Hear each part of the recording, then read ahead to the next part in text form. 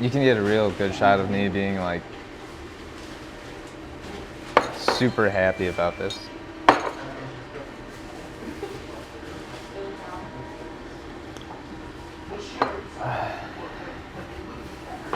That's not, I don't have to fake my enjoyment of coffee.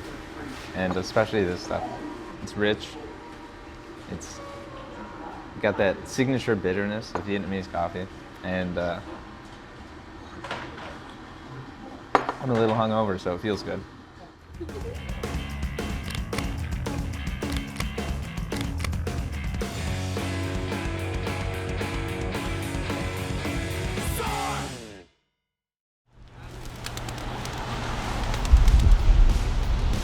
The pho at Pho 888 is a thing of beauty. Simple elegance, a whole lot of care, class, and craftsmanship.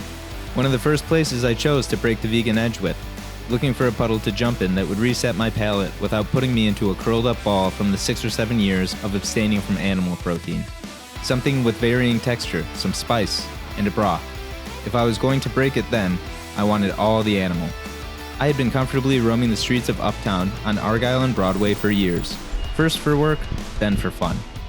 But this meal, in this restaurant, was just what I needed. An inviting look into something that had always just been there. Now 10 years of working in the Chicago food scene, it's the only type of meal that in my heart truly makes me want to jump out of bed. Or more realistically, slide, crawl, shiver, and limp. But the pho is really just the tip of the iceberg. The other items on the menu aren't to be passed. If you don't know what something is on the menu, then that's all the more reason to try. Don't be afraid of living. Don't be afraid of loss. Don't be afraid of disappointment. Life will do all these things to you without your will, so you might as well take a chance on a few wasted calories. Indulge yourself, and continue onwards.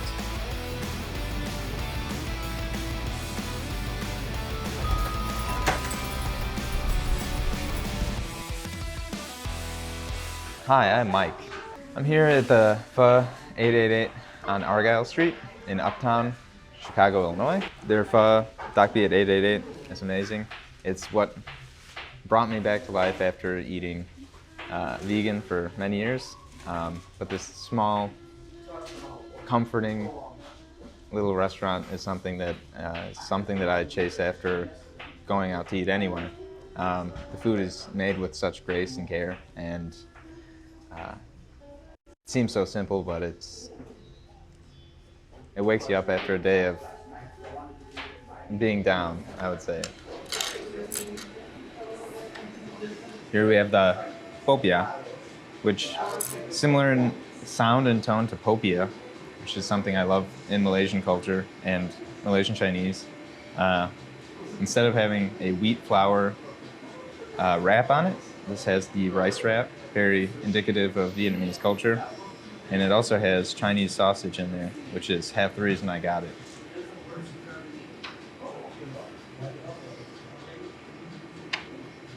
Yay, yum!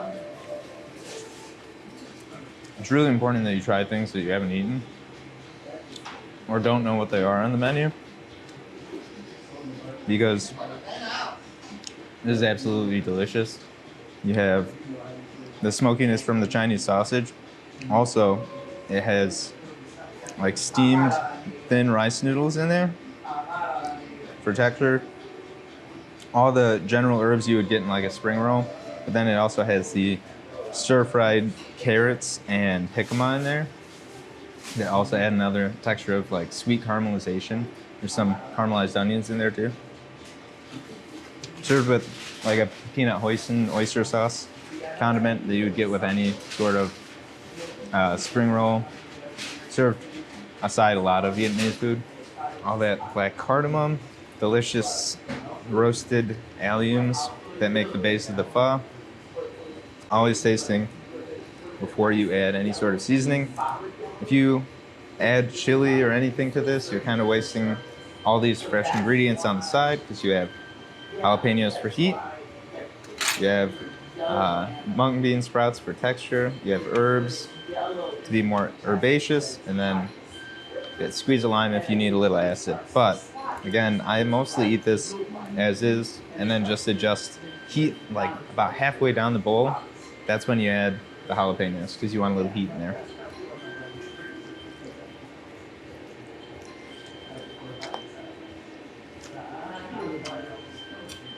You have all the different cuts of meat that are slowly cooking in there.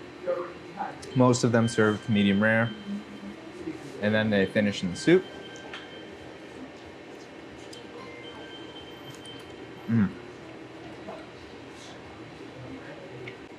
Generally, get the first quarter of the bowl completely as is. And then as you get down further in the bowl and you get kind of bored of the flavor, that's when I start adding more and more of the herbs, the jalapenos for heat, and the lime juice. Mung bean sprouts, sometimes I'll add those like right away, just because I like sprouts. They're healthy. They're kind of nutritious, I think. I used to think they were high in protein. I'm not sure if that's true, but I don't really care. What would you say to those people that put everything in the bowl with sriracha, hoisin sauce? Assholes. Look at the amount of texture all in one scoop. Not to mention this braised bit. Get some beef tendon in there. It's all texture. There's no boredom in eating. You gotta be the type of person that chews on the bone. If you're not the type of person that chews on the bone, then you're missing out. This is Hu Tiu Sao. I'm probably saying that wrong, but it is one of the dishes I used to always eat when I first got Vietnamese food, because it's white rice noodles, so you have that delicious, soft texture, and then they sear them in the pan, so you get like a crispiness. It's almost like chilaquiles in that way, where you get like this soft, crunchy texture that's like slowly fading into mushy, but it doesn't get there if you eat it quick enough. So you're at time's edge all the time when you're eating it. That being said, with rice noodles, you have to deal with it less because the rice noodle isn't made out of flour, so it actually just starts absorbing all the flavor from the rest of the dish. This one has shrimp and like almost like a sweet oyster sauce texture, or very like thick gravy almost. And if the person is cooking the noodle right, you can taste the wok hei, which this one you can definitely taste. Wok hei is the flavor of the wok. When you're cooking correctly on those things, you're getting like a certain flavor from the oil, the high heat, and the ingredients you put into that, kind of conducting the heat better. So like that conduction of the heat is where the wok hei comes from. It's kind of like a magical thing that if you do it correctly, you wouldn't even know that it's in something. You'll just know if it's bad or good. And you can just taste, oh, this fried rice is better than the next fried rice. This Hu Tiu Sao, again, destroying the name, is better than the next. And it's because they know what they're doing in the kitchen. There's so many veggies on it too. Oh yeah. Here we have ban con, fluffy, like chichong fun-esque rice noodle that are wrapped around a mixture of ground meat. Got some woodier mushrooms in there for texture. Texture's great. It all has fried shallots over the top. You have the grilled pork or beef on the side.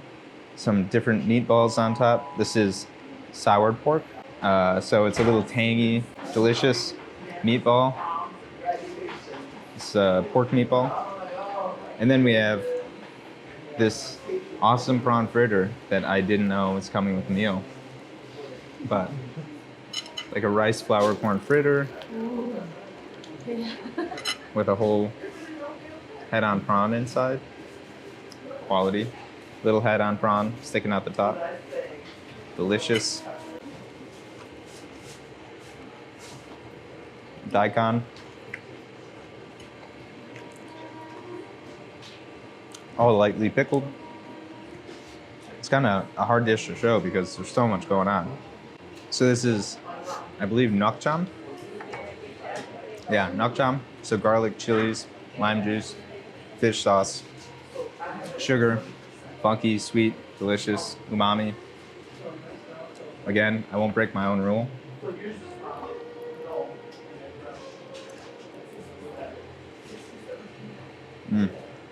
Again, notice the excitement of the different textures that are going on. indicative Vietnamese cuisine, tasting very fresh, but a lot going on. It is both refreshing, exciting.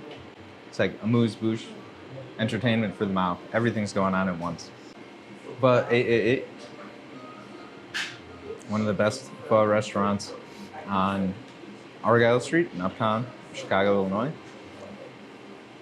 They have everything. Don't stick to just the pho. The pho is their namesake, so of course it's delicious. Always venture outside of whatever's on the menu, whatever something's named after. Try everything that you can because it's pretty boring not to. If you're nervous trying Vietnamese food, just know that the intent of whoever is in the kitchen is always to please you. Don't use that to take advantage of them by any means. But they're cooking the food because they know that it is delicious. They know that they're trying to make you happy, and they know that that's where their source of income comes from. That's where their livelihood comes from. So it's really important to know that whatever you're gonna get from a restaurant, as long as the people there look like they're like good, honest people, acting very friendly and nice, you're gonna get a great meal. They're there to provide that service. And at Pho 888, they definitely do that. You're comfortable. You don't feel bothered. You can hide away from last night or the week. What would you want to tell for a or the owner or the chef? Continuous inspiration. That is what you provide me with all the time as a cook myself. I come in, I get food, comfort, happiness, smile, great coffee. I can respect everything you guys do, and it's better than a lot of other restaurants that think they're hot shit. So